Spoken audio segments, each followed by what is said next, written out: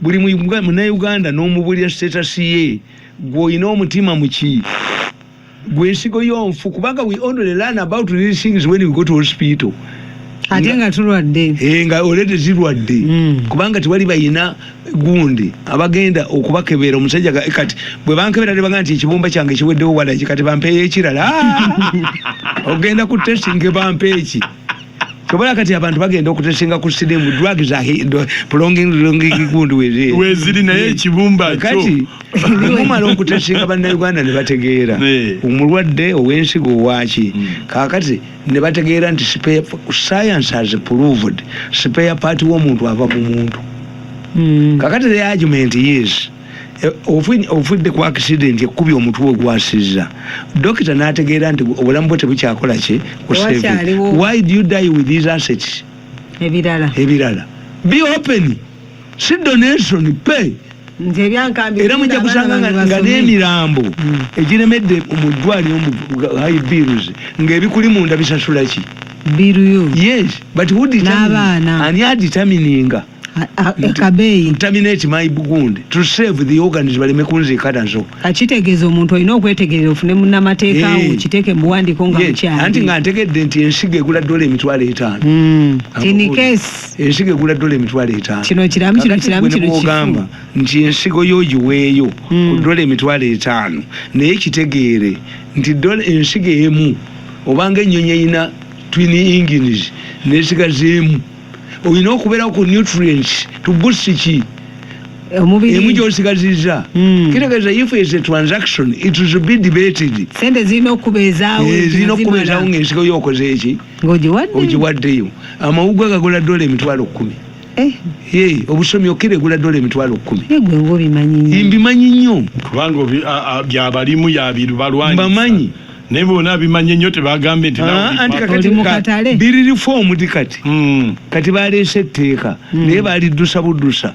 nga mubbi wa nkoko it must be debated science has proved nze we nakiyingiriramu accidents zali created lugazi eyo kufika salama nga was created kakati ba challenge gye bayina sinze kubanze mbalaba mu meetings kugenda waliwo ba experts abavudde India they have been holding a series of meetings with doctors mukikole muki mu butuufu kubanga this business is estimated nti ereeta mu ggwanga $1,000,000 per month kati gwebeeregemu dirabe lwacha banamawuli babatta mu Latin America kulopa besikoba bayaga I cannot fight this group no njirwanyisa lwachi batajetinga mukazi wange kyekibi kye bakola ne bakolesa akasajja bakaita amulandi nga kafere mane minister de kaugere byama byonna nga tebamanyi nti mise bakwata kakati benso bije bakola kundeetako kifuba bagadde okutta mukazi wange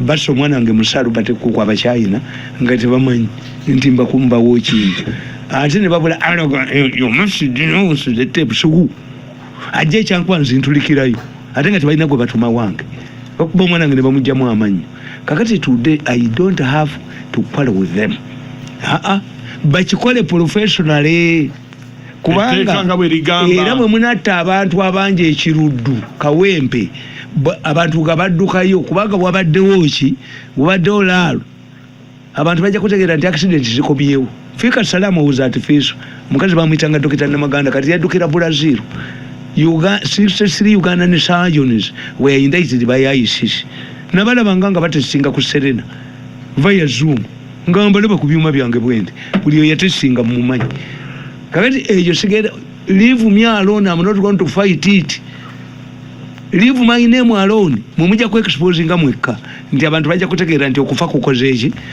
kuyitiridde by the time I moved in abakazi bameka bafanga nga bazaala bali batuse kwasatu hey omanyi mwe what you don't know omwana omuwala ayina emyaka 16 nga tannasukka 20 nga reproduction system ye bajimujjamu agula $7,000,000 bayina bagenda otuzaamu akayumba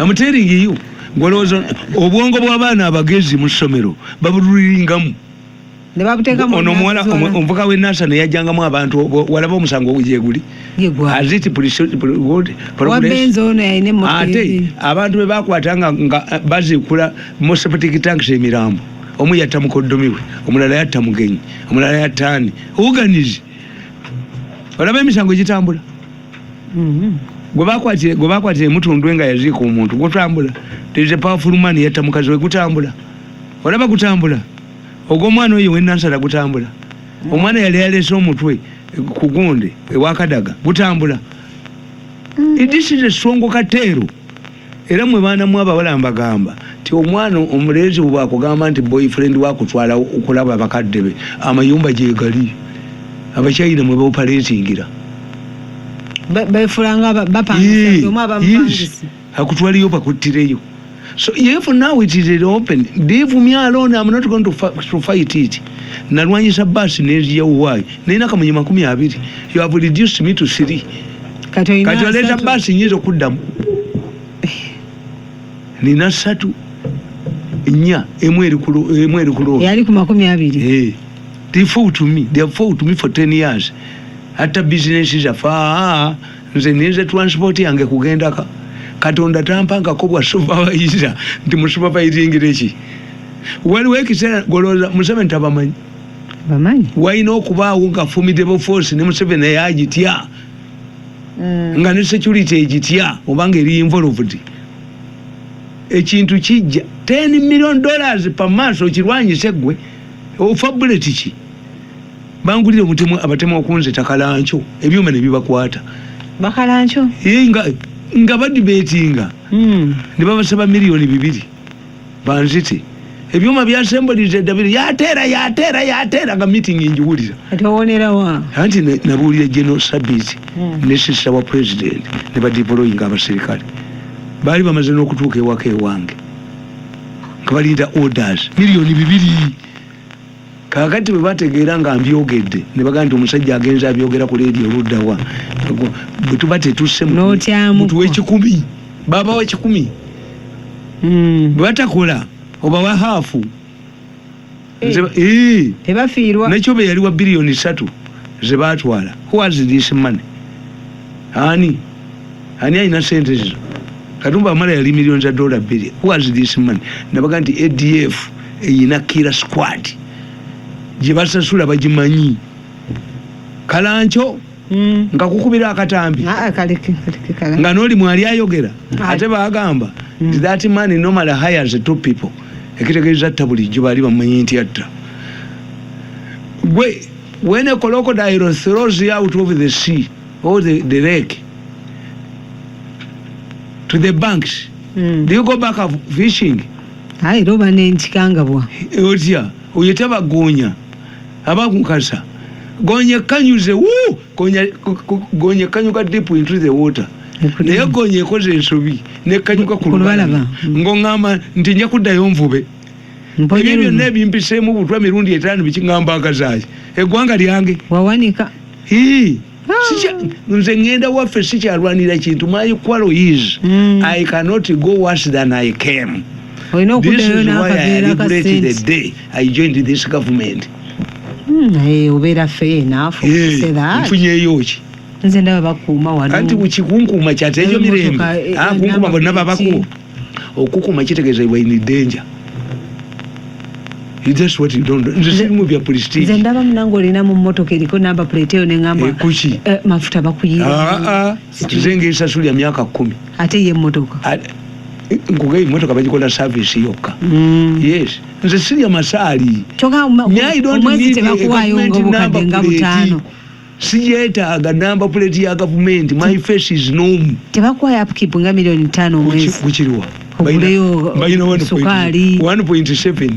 1.7 ate nga kategori endala ya $17,000,000 abasajja bajosa sente Tamale kyogamba tebakuyita ne bakwanti nalabye Sentimanga agamba mwagenda ekapeeka babakwatira etteretebwa oyo musiru sali mukwano gwange kuvadda gomanyi sali ye namusanga sali namusanga mu nsiko yes nengamba we know each other wakubanze siri musabi nnyo naye namutwala ewaffe nga ayina Advent Union bagiremayi bakayanja bankuba bali bamutomezezza emmotoka mbunze ne banjo mbukayanja nabuuza kayanja mwe graduate kunze naawe ani awo munno omulimu you must be chairman kubanga obwongo bwange babutya ati kati obwongo buyina kuba muyiwa amagezi bwonna kati bakuba ekifo ekyenkalakkalira ekyo ebirala biba bijja kuziga balina ngowakana akakiiko amagezi wakadino.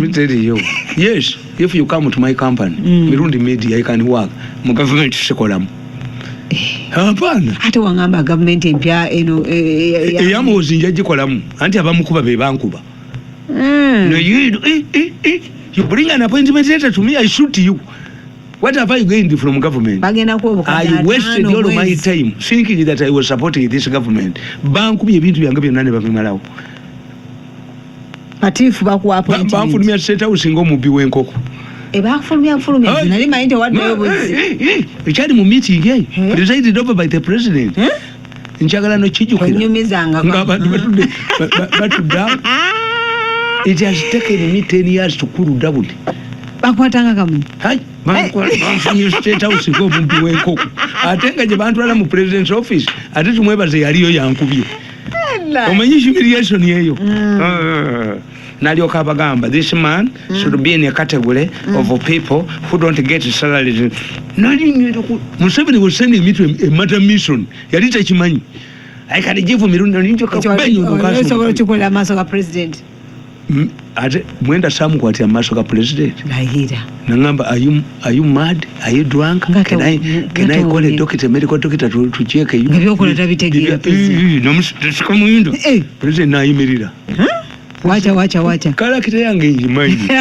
Nze when I feel humiliated the blood surges. Ne mu church tukubaganiramu. Ne mu kabiri tukubaganiramu. Akatono mwange ekitibwa naawe. Nkubuulidde nze saagala humiliation. Era kasola banga nnumya omumwa gwe. Sezo omwana ne bwajja mu ali eri musabo. Mu kamera.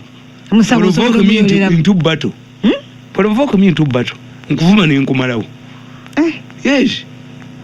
That's why in many cases I hide myself. Mbera nzekka. Write my books, do what, but you cannot humiliate me and I come back. No, nkola birala.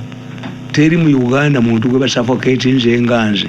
10 years. Ate no fetubere mama wa malayo. The argument has been this man when he is still in Kampala he must be a district in his village to call businesses of.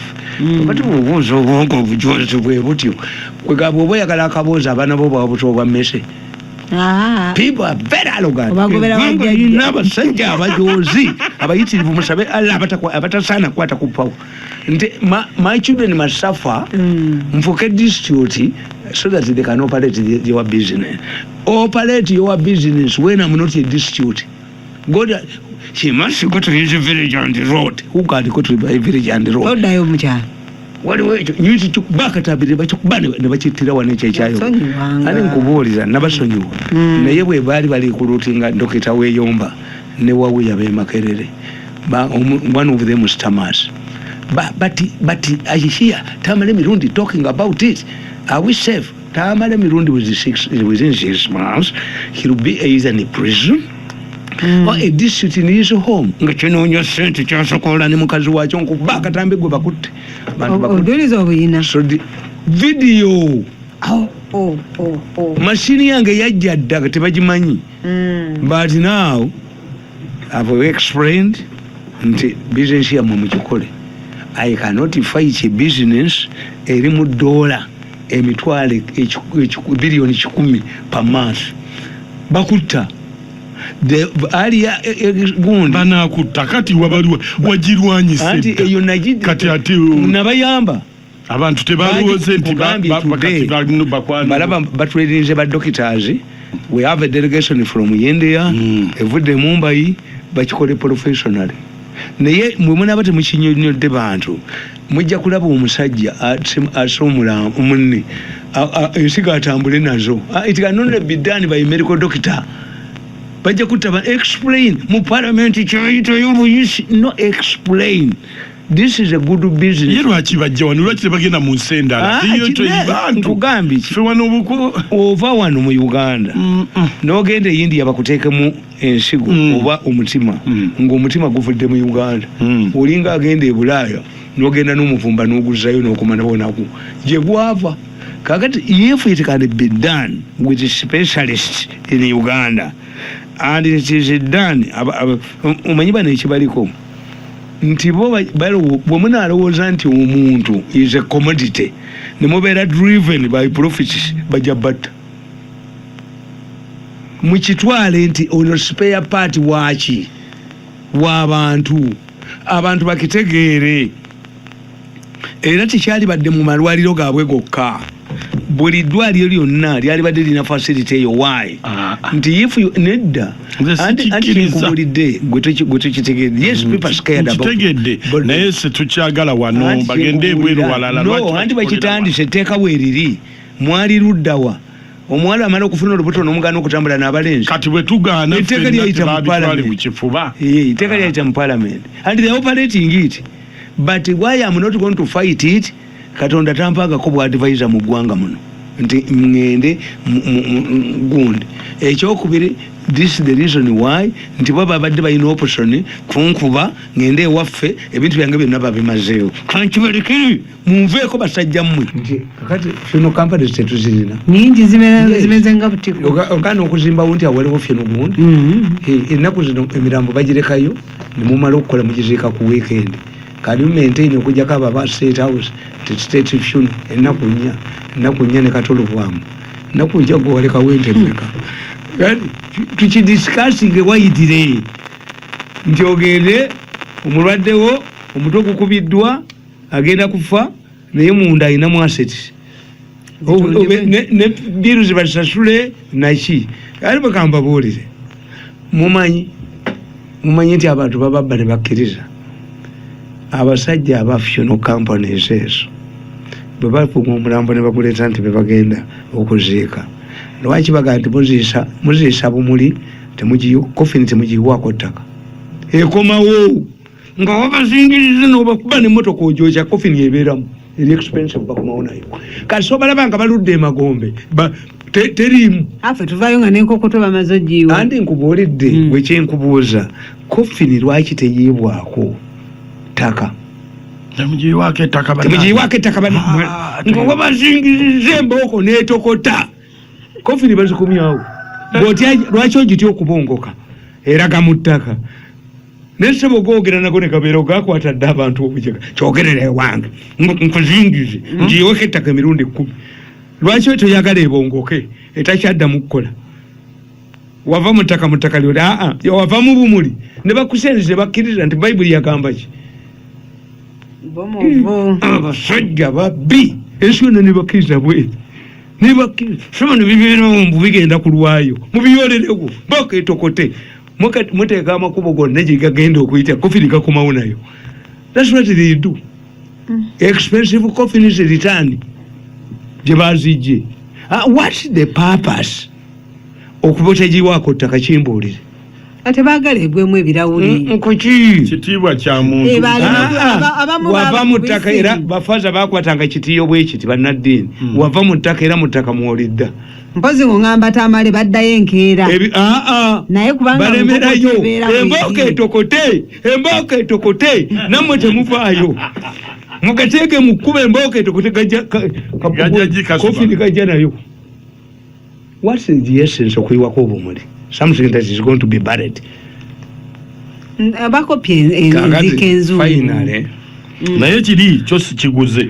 ekiriwa era polisi yali tuyamye nekwata abasajja tetukiguze tosobolaga nti bagizingazinga ne bagireeta enki ekofini omulambo bagujjamu nga tutulaze mwe temumanyi bakofini diggers bagenderako mu Nairobi luddawa yonna kofini ya bukadde bumeka bavuga paka wansi kofini ya bukadde bumeka bukadde 4-5 ekyebintu byomukimunda mu muntu sikiwagidde anti kijja kukolebwa era kikolebwa no what you do professionalize it naye nze temugenda kuddayo nga njogera nga mbyogerako na polisi bakwata ate nga etteeka lyayita dda mu palamenti palamenti yaliisa fanti batwebuza ku referendum tukole referendum organize programs on TV nawe bakunyumya how it is done tukole referendum naye tulaba abannayuganda bakkiriza oba baganye finally tokyakidda mabega finally